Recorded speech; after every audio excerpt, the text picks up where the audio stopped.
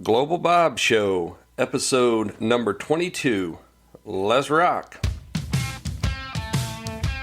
Man, listen to that rock and roll music. It feels so good to be back here in beautiful Central Florida from my trip to Las Vegas. One thing that is different than here in Vegas, there's actually a lot of things that are different between here and Vegas, but one is the humidity. Man, we're always 80 plus percent on the humidity, unlike in Vegas. And those of you that know that have traveled out west and come back to Florida, that's one of the first things that slaps you in the face as you're coming down that jetway is that humidity. I'd like to thank everybody that continues to tune in to the show each and every week. The listenership continues to go up, and that is a good thing. But I am back. I am back in the Richard Cook broadcast facility and bringing you this wonderful show this week. I'd like to thank everybody that tunes in and those that get other people to subscribe. You can always find the Global Bob Show, of course, on the website, www.globalbobshow.com. You can find us out on Facebook, Global Bob Show, and on Twitter at Global Bob Show. And if you want to email me, what do you think that email address is? That's right, globalbobshow@gmail.com. So the old field commander here, we made our way back from Las Vegas, and something that was interesting to me is that the weather was really nice. No weather to speak of, like clouds in the skies and stuff. Whenever I got to the wonderful McCarran Airport, and I boarded my flight. Going to take a little short flight down to Phoenix and then catch the flight from Phoenix to Orlando. And whenever I got on the flight, the beautiful stewardess was asking everybody if they wanted a drink before the flight took off. And of course, Commander Bob's not going to pass up a free drink. And when we were getting ready to push back the taxi, the pilot came on and said that he has asked the stewardess to stay in their seats, asked everybody on the plane to stay in their seats because it was going to be very bumpy and choppy going down to Phoenix.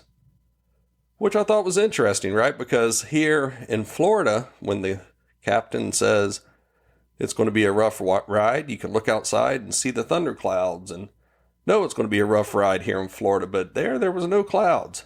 But I can tell you right now, old Field Commander Bob here, he was bouncing around like a BB in a boxcar. I mean, that was got to be the roughest flight I had been on in quite some time. So all I could think of is that maybe the weather that we had out there was kind of moving through, maybe some thermals off the desert, but yeah, that was something that was kind of interesting. Being a pilot myself, usually you can look outside and see what the weather is. But on this particular one, that was not the case. So, of course, we made it down to Phoenix okay and got on the second flight. But I'll tell you, I can tell you just from flying out to Vegas, I used to do a lot of traveling myself. And people kind of took the seatbelt signs as a suggestion. Sometimes I saw people that were, not listening to the stewardess. And this is back before COVID. But when that pilot said, everybody stay in their seats, he followed on and told us that those stewards and stewardess represent him in the cockpit and that it is a federal crime to disobey their orders. So apparently, I don't know if that is his talk that he gives people that are partying in Vegas and on their way home or what, but that pilot was pretty stern, which I appreciate that. These stewards and stewardess, first of all, they got to put up with us for hours on end. sitting in our seats and fidgeting and stuff. When you're on the airplane, just listen to them. Do what you're supposed to do. They don't want any trouble. But I thought that was interesting also. All right, so let's get on with the show. Now, I get this question from time to time, and it seems like I've been getting it more and more. Now, back on episode 17, we talked about how antivirus companies don't write viruses. Now, that is something that we cleared up in episode 17, that there are plenty of viruses to go around. We don't have to get out there and write viruses so people buy antivirus. But what I want to do is expand on that a little bit and talk about a specific type of virus or malware, and that is ransomware. And that is the title of this episode, is Ransomware Ready. Like I've explained before, a lot of times the show that I put together is based off of previous week's conversations. And this show is no different. I was out in beautiful Vegas, and I get a phone call from a friend of mine, and I'll leave his name out of it because he is a friend in industry and I don't want to reveal who their client was. But this was another one. Global Bob, what can we do? I got a client whose computers have been infected with ransomware. Now, not just computers, so plural. And as you can imagine, that is a bad day for a client, is to come into your office and word quickly spreads that laptops and desktops are displaying the telltale sign of ransomware. Now, if you've never fallen victim to ransomware, you may not know what the message is that it displays, but there will be no doubt in your mind. Basically, all ransomware display a message that says your files have been locked. A lot of times there is a countdown timer until complete destruction. So it may say you've been infected with ransomware. You have 24 hours or 48 hours to send whatever the amount of money is that it's displaying on the screen to a Bitcoin wallet. Now, these ransomware folks, they know that not everybody has Bitcoin and Bitcoin wallets and even how to pay the ransomware actors. So a lot of times on the screen, they will tell you, this is what you need to do. You need to transfer some money to, say, one of these exchanges that are reputable. And then once you get your money transferred in, then you need to transfer that money to a Bitcoin address. And from there, they will send you a key to unlock your files. And there's different variants of it, but that's generally what it is. Something that I find interesting is that they actually tell you how to get money out of the banking system and into the crypto wallet. And so they're giving you instructions on how to do this. And once you, of course, pay that ransom, then you're hoping they will send you the key and you can unlock your computers and go on about your business. Now, there's a bunch of issues with this, right? One is that if they were able to land on your box, what other files did they take? What else did they do? Just like with any ransom in the real world and not in cyberspace, you don't know if they're actually going to give you that key or give you back that property of which they're asking the ransom for. Now, let's take a little sidetrack here, and I want to ask the listeners, especially my listeners that own businesses. Now, how do you know if you're ransomware ready? How do you know you can survive one of these? Well, it's pretty simple. If you want to see what your survivability is if ransomware lands at your company, just go to work, unplug all the desktop computers, and anybody that used a laptop the day before, they're not allowed to open the lid on it, right? So basically, this is a lights out scenario. Could you run your business and restore your business files without touching basically any computer that you used the day before? And that's essentially what ransomware does. It shuts down the computing systems inside of a company, or if this lands at your house computer. So if you cannot go down to, say, Best Buy or Staples or whatever big box store very quickly, buy a generic laptop and restore all your business files and all your business processes, then you're not ransomware ready. Same thing for your house. Take your desktop at your house if you have one, or take your laptop at your house if you're a parent, not necessarily in the business, but if you're a parent, just can you restore all your personal files, maybe your tax information, family photos.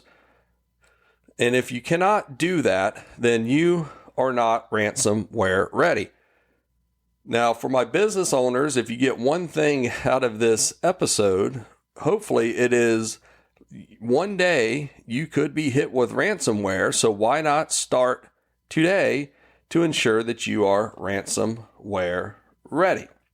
Now, we've thrown around the word malware, we've thrown around the word virus and other terms, but let's talk about what is ransomware.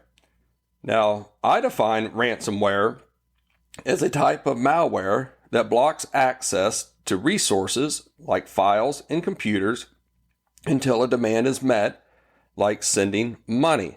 And whenever I say send money, I mean send lots of money. So according to Panda Security, the average ransomware demand for like a business or some company is usually around $570,000. That's right, $570,000. Now, there's a couple different ways that people make money off of this ransomware, and we'll talk about a few. There are generally two ways that these folks make money off of ransomware. We've mentioned what the average demand is for ransomware. And so that is the people that have delivered the ransomware to the computer or computer network, and they're wanting the direct cash or money. But there's another way that these malware authors generate funds, and this is providing ransomware as a service. Now, I've been in the security business for a while now, and we've seen these as a service type models arise, but with this particular one, the people that are developing out this ransomware, they will advertise on the underground markets, like in the dark web, and say that they have ransomware as a service. And if you subscribe to their service, they will send you everything you need to start distributing the ransomware. And we'll talk about some of those distribution methods later. But looking into this, it was kind of like a business advertisement. I found one on the dark web that actually offered 24-hour a day, 7-day a week Skype support. So I guess if you're a criminal and your ransomware isn't performing properly, then you can reach out to them for support. They also offer free updates if you continue to pay them their monthly service. And these updates can include new methods of distribution. Also, if your ransomware gets picked up by antivirus before it's able to encrypt files, they'll be able to give you another variant of that. So to me, I was thinking to myself, wow, this is actually kind of crazy. I mean, you have these malware authors that are selling this as a service to people that are not technical enough to write their own ransomware, that then they can distribute it. And digging into this model a little bit more, I found that a lot of times the actual Bitcoin wallet that you send to isn't the Bitcoin wallet of the actor that placed the ransomware on your computer. You're actually sending it to the ransomware folks as a service, and they in turn take their percentage or take out whatever compensation, and then they forward the remaining Bitcoins back to the person that is renting the ransomware. And it was just crazy. The more I looked into it, it's almost like these guys were trying to run this as if it is a legitimate professional business. So what industries are under attack the most? And that happens to be the goods and service sectors. They're the largest ones that are being attacked by this ransomware. And you can only imagine why. Before, when ransomware first started getting popular, it was more of a spray and pray. You had someone that would quickly create some ransomware, and they would just email it out to everybody. And so you had the person that was writing the ransomware and the person delivering the ransomware being the same person. And they didn't necessarily care where all it landed at. And so anytime that it is very broad net that is cast, I call that the spray and pray. But now times are changing, because the antivirus companies and even your vendors that provide IP blocking, DNS blocking, they're very quick to jump on these ransomware networks and able to block them. And so what happens is that if you do the spray and pray method, then there's a good chance that the ransomware is going to get picked up by antivirus. And so now you're seeing that they're being a lot more methodical. I say they, I mean the ones that are getting these big ransoms, right? These $500,000 ransoms. They're not just doing the spray and pray. That's probably the ones that aren't technical and they're renting the ransomware as a service. And so they're going after the goods and services industry. Because as you know, in goods and services, it's very much real time. And if all of the computers are locked up, then time is money, and therefore they're more apt to pay the ransom. So how does ransomware actually land on your devices? Well, it's the same as any other type of malware, but there's a couple more popular ways with this particular one. Now, it could land on your device via an email attachment. I know we say it over and over and over again. Don't click on attachments that you don't know who they're from. But I mean, we got to keep saying it, because that is one of the try and true methods of delivering a payload. You got to think, your computers, as we talked about before, even at your home network, they're behind what they call a router. And without getting too technical, the router has a piece of software called a NAT, which stands for Network Address Translation. And essentially what that does, as we mentioned in a previous podcast, that allows all your computers at your house to share one public IP. Now, something that is inherent by running a NAT means that your computers at your house are not directly attached to the internet. That means a bad guy or girl outside of your network cannot drill through and touch the IP address of, say, your laptop or your iPad that is on your home network. So what happens is, just like in any malware, you have to be able to land on that network. And the only way really to land on that network is to get a user to somehow initiate a connection. And so email is one way that it can be delivered. And when you click on that attachment or you click on that link, your computer's then going through the NAT and into the internet. And that's when the malicious attachment or your browser window gets compromised, and the attacker can then start doing things. So that's the main point I want you to remember here is that most of the time with ransomware, it is actually initiated by someone clicking on something. So yes, the email attachment is a tried and true method to land on the network. There's also another way is that your one computer can get affected somewhere, and then they get onto your network. And once someone is on your network, let's say whenever Global Bob was traveling, if my laptop was to be infected because I was at an internet cafe or something like that. Do they even have internet cafes? I remember back in the day when you'd go there and rent time on a computer to check your email. But so my computer could already be infected. I come home. Now I'm on my local network, and my computer may infect other computers. And of course, we got the thumb drive or the removable media that could have the malware on there, which yet again, it's a user putting something into their computer or someone doing something that's initiating this malware.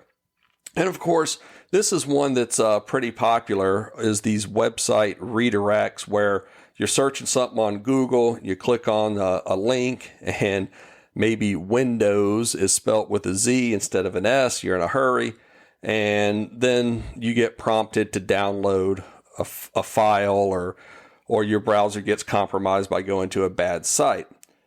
Now, I mentioned the internet cafe, and really what I really should have said was, malicious access points. And I've given this demonstration many, many times where I can run an access point, your computer gets on it, it goes to the internet, but it's being fed through my access point that has a cellular modem in it, and then I can inject little things onto the computer. So some of these malware authors, what they'll do is they'll set up these malicious access points, and they'll go hang out in front of places that serve up free Wi-Fi, like say McDonald's and Starbucks and Chipotle.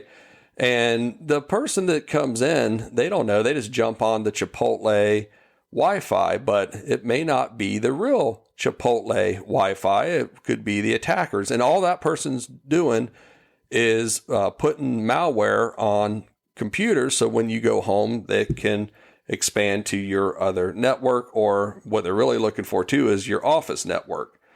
Now, the last way I want to tell you that ransomware gets on computers is that they'll send it via messages, right? So you get that pop-up on your phone that says your credit card has been deactivated. Please click here to reactivate your card. I'm just giving an example.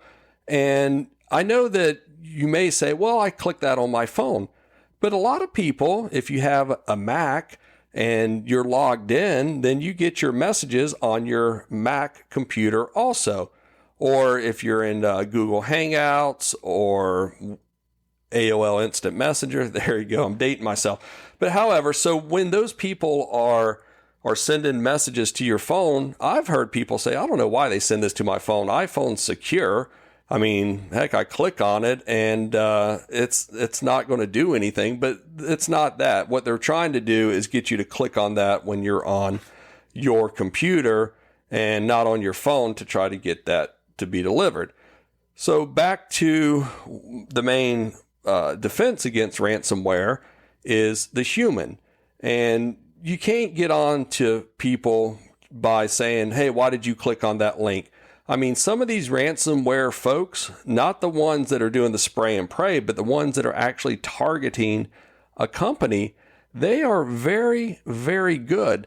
And the way that they could distribute the ransomware is to actually break into the web portal for your mail. So if you have Office 365 or you have Google Docs or your Gmail, what they'll do is they'll compromise a mail account, because what do we say over and over? Don't click on any external links from people you don't know. But what they'll do is they'll compromise that and then start sending the files from that account to other people in that company.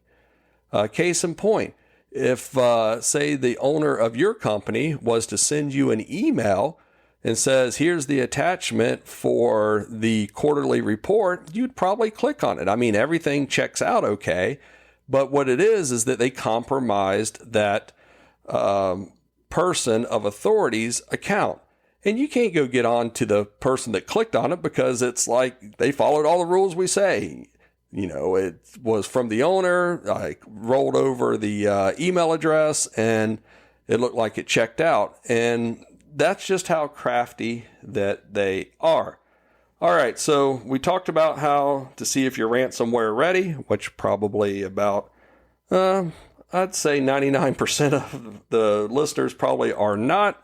Hopefully after this, you'll go back to your companies and think about your personal devices and see what you can do to ensure that you are ransomware ready.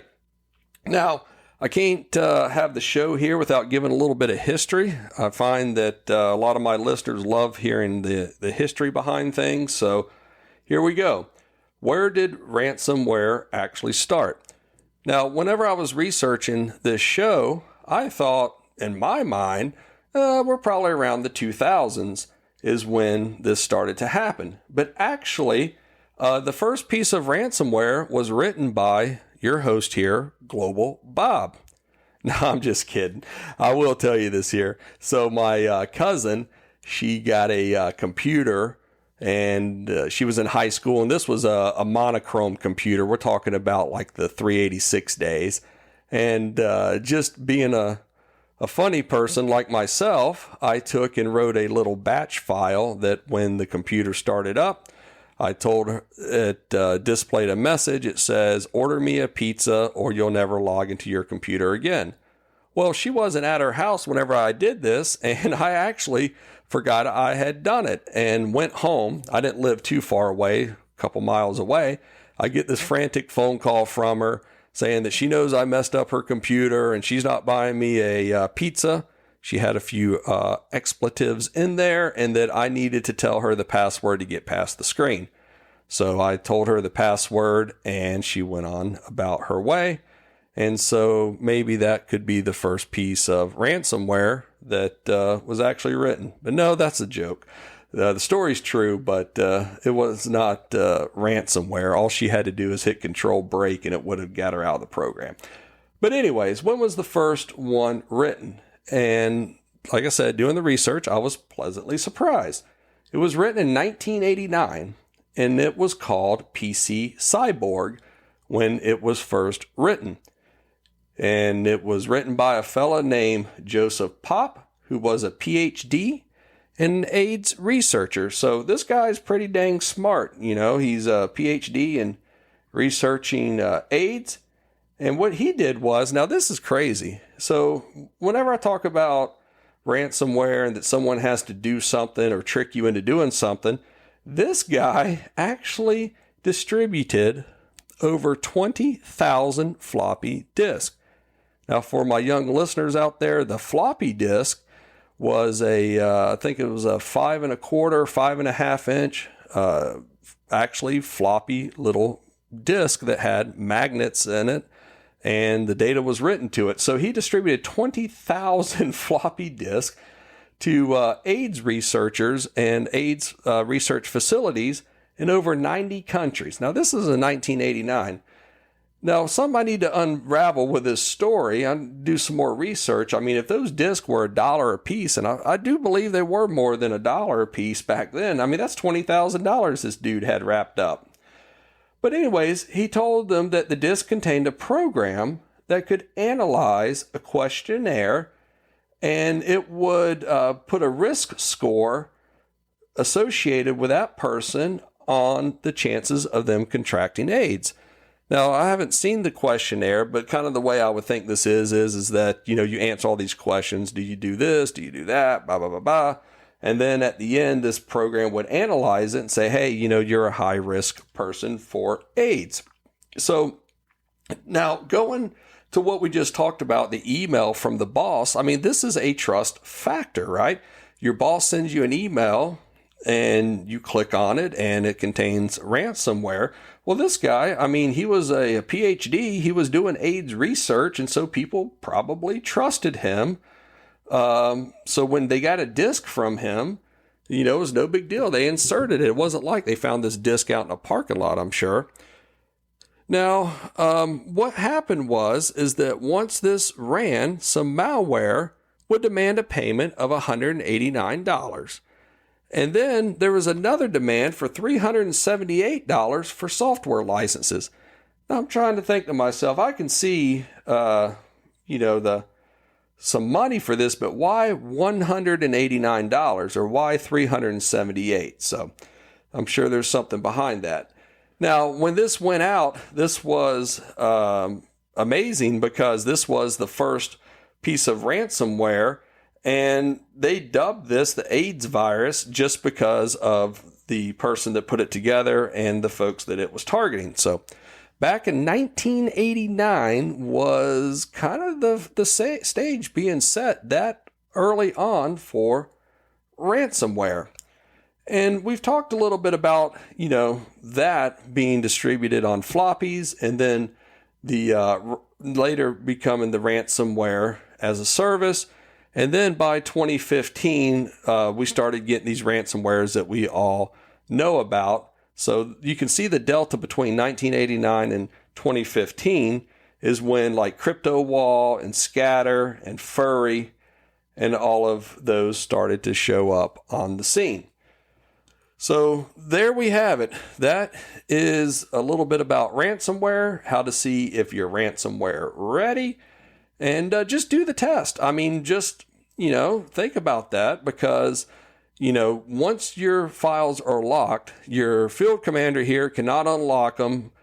There's a lot of stuff they do with the encryption. And at one time, they would publish some keys or some white hat hackers would figure out a flaw in the ransomware and then publish those decrypt keys. But as you can see, when they're charging ransomware as a service, these folks are very good at this now. And so the chances of you getting back your files without paying the ransom is probably next to impossible. But here are some things that you can do to try to get yourself in a better position. Create backups. And not just, I backed it up last month, I backed it up last week. You need to create really good backups. And if you don't take anything from this podcast whatsoever, just please take away that you need good backups. And you need to test those backups. Don't just say, I'm backing it up. Because when ransomware lands on your computer, especially the ones that are lying dormant to get the big ransom, then they could have landed on your computer systems maybe a month ahead of time. So what happened is, and I've seen this happen, is that ransomware hits, someone says, all right, we got the backups. Let's back it up to yesterday. And they back it up to yesterday. And then the next day they come in, they're hit again because that ransomware is lying dormant.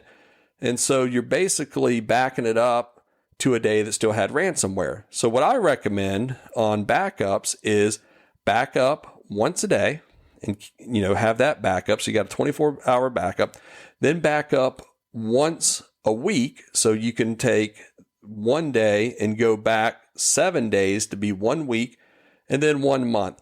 Because what you'll have to do is figure out the deltas between those backups to see where can I back up to, or the various files I can back up to where I don't put the ransomware back on. So backups are what is the number one defense against, or number one recovery from, without paying the ransom. Now, of course, you need to have antivirus on all of your boxes. That is another, no-brainer. But here's another thing too is that when you have your guest Wi-Fi at your offices, I've seen this more times than not. There's nothing different between the guest Wi-Fi and the corporate Wi-Fi other than it is a SSID that's being broadcast that says guest. But you jump on there, and I'm telling you, most of the time, it's the same network. So what you should do for your vendors and people that are coming in and out is actually have a separate network that is completely separate, and that's just for the guest network. So when those folks come in, then their virus-laden laptops and devices do not start infecting your network. And then, you know, a lot of times people are doing this bring your own device to work. Something that you can do is subscribe to a service that will do what they call DNS filtering. And matter of fact, there's a service that I use. They're not affiliated with the Global Bob Show at all. I'm not invested in them, but I just know that I use them, and it's called DNS Filter. And what you do with DNS Filter is that you take your home Wi-Fi or your business Wi-Fi access point, and you got to fill out some basic information from your ISP. And your ISP gives you DNS servers to set your access point to. Well, if you set them to DNS filter, then what they'll do is that if it's a malicious domain that computer is trying to get to, they will block it. So it's very super simple. Go out to dnsfilter.com, and within a few minutes, you'll have an account set up. And then the other thing that's nice about that, I mean, there are ways around it, but another nice feature of DNS filter is that you can see the websites that people are going to that are on your network, and you can control what they can see. Like maybe at your office, you want to block porn, or you don't want them to be able to get to various sites. And so with DNS filter, you get a lot. But what I like about DNS filter is that it's very simple, and anybody that comes onto your network, if you have that set, then it is a basic way to offer a lot of protection for everybody without having to put antivirus software on their computers. So, I mean, I'm not saying it takes the place of antivirus, but it is a good way. The other thing is, like I mentioned, for these big ransoms, they're actually compromising user accounts first. I know everybody hates two-factor authentication, but please, especially your executives, because they're usually the ones that are targeted, make sure you have two-factor authentication. And it doesn't have to be the very intrusive one where every 24 hours when you check your email, you have to type in the magic numbers off the authenticator. You can just have it for new devices. So make sure you turn on two-factor authentication, and then, of course, use strong passwords. So everything that we've talked about before is very, very relevant here. All right, well, we're at the bottom of the half hour, actually a little past the bottom of the half hour. So hopefully you learned something. Hopefully I didn't scare you too much, but just enough where you'll go to your companies and look and think about their posture for how would you recover your business if everything that you touched electronically yesterday is not available today. And in your personal life, I hope you evaluate where all your pictures are stored at, and you take measures to ensure that if you were to become victim of ransomware, that you don't lose all of those pictures and tax documents and personal files. All right. Well, I'd just like to thank everybody for riding along here with Global Bob as we cruise the highways and byways of cyberspace and do what we can to make sure that you are well informed, well educated, and in this podcast, make sure that you are ready for ransomware if it ever was to land on your devices. So thank you so much, and I will see everybody next week.